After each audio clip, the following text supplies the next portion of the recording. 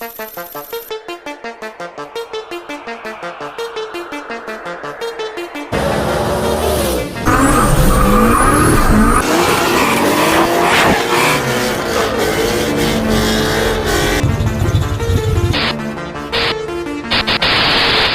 101 voltmeter usage, how to make use of this thing to know how to use it right. In this video, I mean, I've worked with techs that have been in the field for 10, 20 years already, and they still don't understand the premise of this, and they rely on other tools to fix their problems. So in this video, I'll go over, oh, don't die, homie. It's gonna shut off. I'll go over basic volt readings, how to use it and what they mean, and I'm gonna go over continuity ohms. All right, basic continuity checks and different voltmeter usage readings. See, this battery, dang, I got like 0.7 volts. So here, starting off, this is my meter. All right, this is a Blue Point. It is a UTI variant. But to start, we're just gonna go into the ohm setting. This is gonna measure resistance. This I think I can relay a little bit better before I start getting into the voltage stuff. And when you're on ohms or on the ohm setting, obviously make sure you have your meter with the right connections, because this all tells you where you need to put everything. Common ground, obviously, that's where your black is gonna go. Volt ohms, this is where you're going to be here for doing volt ohm measurements. Amperage, we won't get into that, but for this, voltage and ohms, which is 99% of what most of everyone is going to do at home, and even like the DIYers, this is what you're going to be using. Now, ohm meter. The way this ohm meter functions, right? The way that you can get into your head of how this works is your voltmeter, which requires batteries. It is going to send a small amount, we can just say juice for the matter, right? You are going to send a little bit of juice out of one wire, okay? It's going to be outputted from the meter, go to your component through here and come back to the meter. Based on that resistance check, the meter is going to display your ohm reading for any wire connection. Anything you have like this, whether it be speaker wire, battery cable wire. You can see I even have this right here. There's a battery post wire, right? For a powers a junction box. You can go end to end to get your measurement. And you can see this one was a little black, it was a little beat up, and the readings are inconsistent, which is why I didn't use this wire. You can see the readings were fluctuating, but even though right here we got a good ground, this wire I could see did get hot at one point. So that's why I didn't want to use it, and you can see right there it jumps between OL.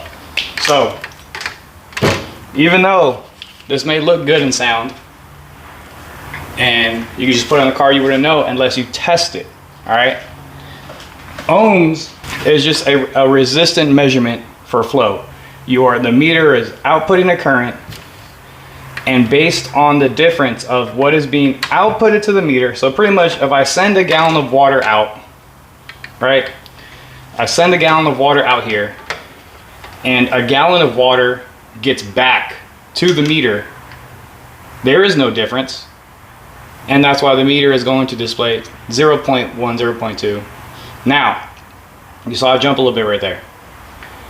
When doing your checks, having your fingers on it are going to give you false readings. So even if I were to do this, this is actually measuring the resistance. It's coming into this hand, going through my body and coming in here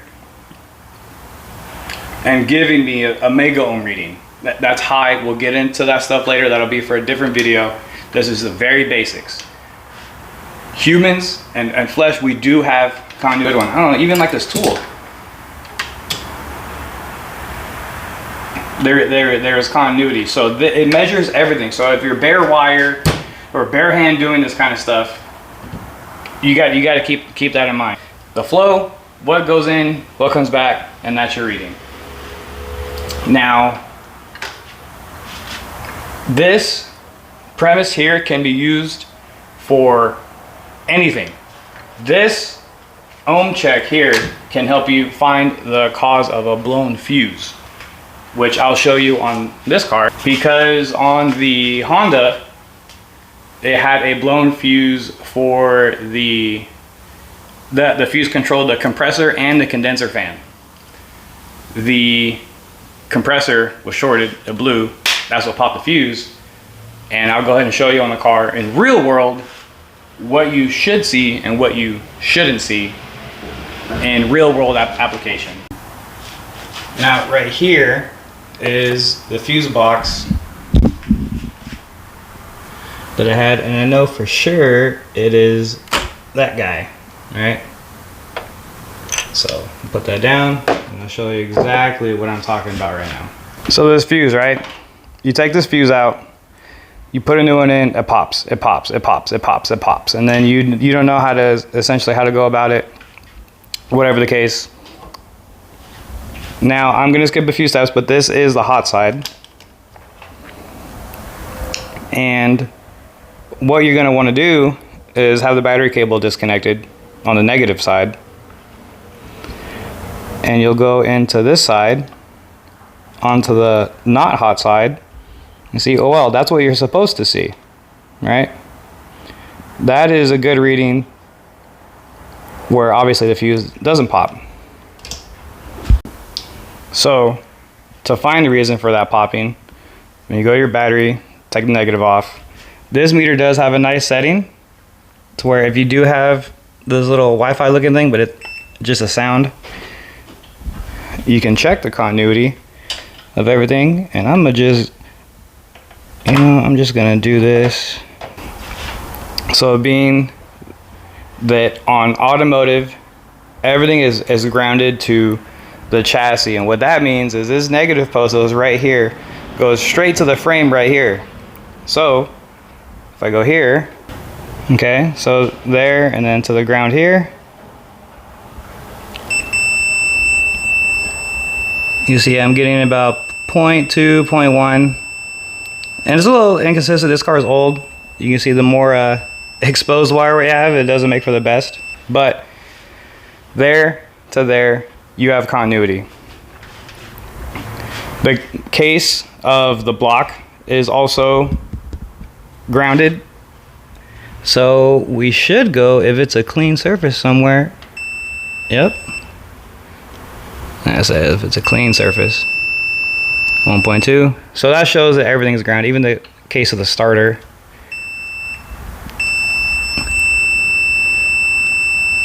Right? So in the case where you have the fuse popping, I'm gonna go ahead you guys, because the power coming into the fuse is here, the power going to your component is here. You can see you got this pin and that pin. So if I go here, I got nothing, which is good, because that shows we don't have a short to ground. What happened is that fuse is rated for 20 amps. That compressor was shorted internally. So with the wire checks and the ground checks, nothing, right? Which is fine. The component that it goes to is a load, and that is what is going to control your amperage. When that load is nothing, if you're supplying straight power to a load that has no resistance and to ground, amperage spikes. Amperage and resistance, they go against each other. You have low resistance, you're gonna have a peak of amperage. So if there's no flow, if there's no resistance to the flow of water, it is gonna be a waterfall, right? And that's what popped the fuse.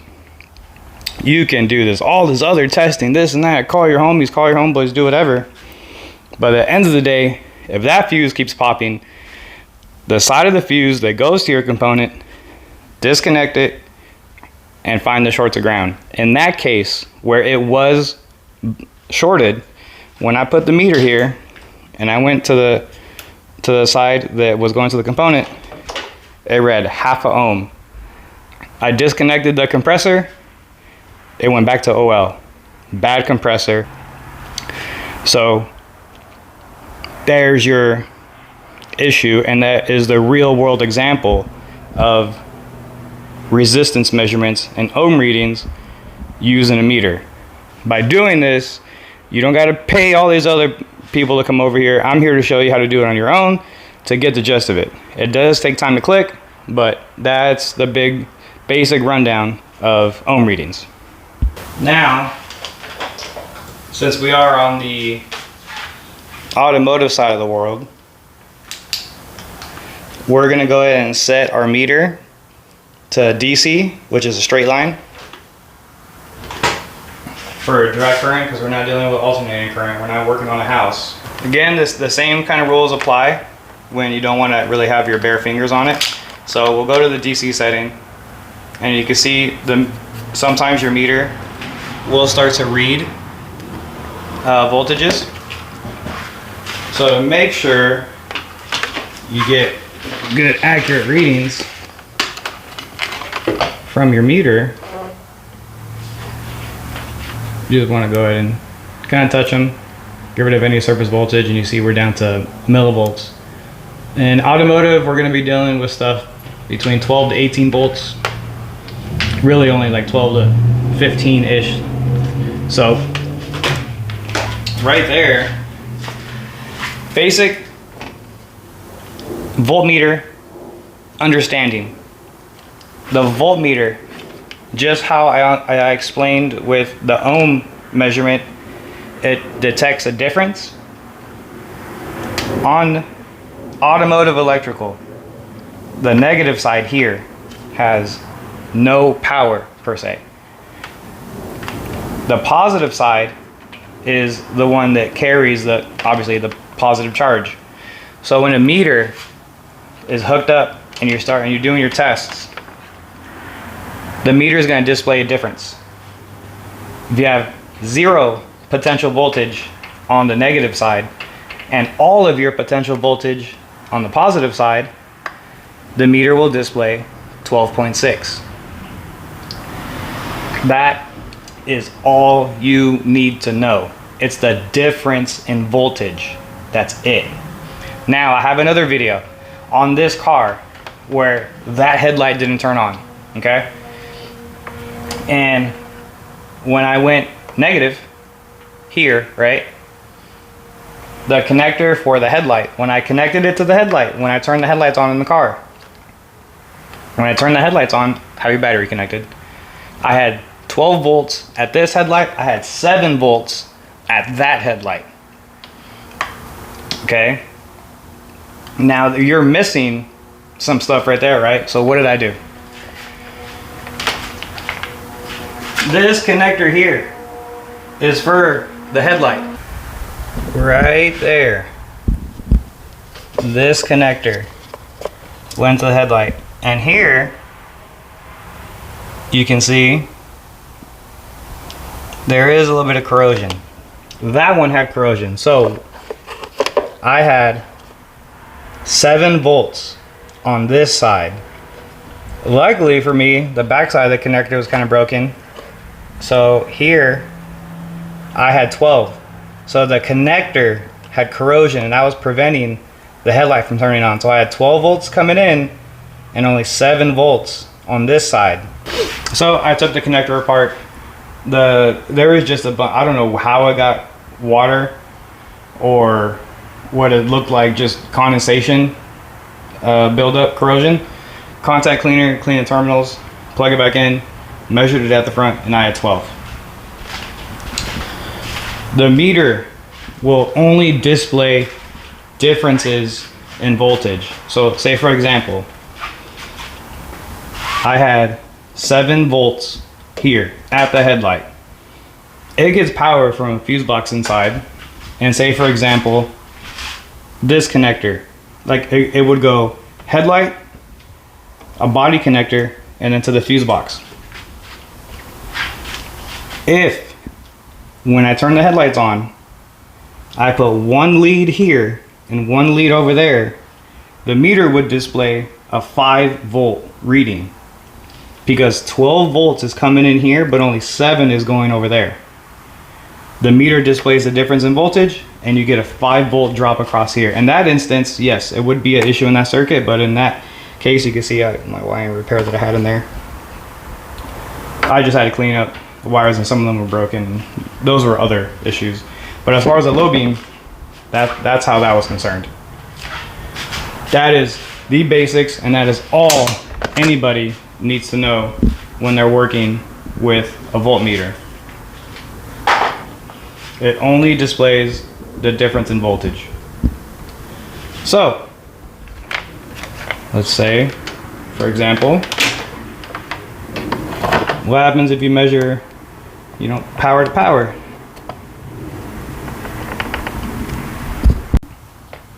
So again, nothing on the negative. We go to positive and we get our 12.6. So you can do the same thing everywhere else in the car, in the system, in the electrical system, if you got a good battery. All right. So we're on the negative. This is the power for all coming into the fuse box. And we got 12.6. 12.6. And the fuse, like I was showing you, if we go here, 20 amp. Even when I take the fuse out, if I go onto the power side,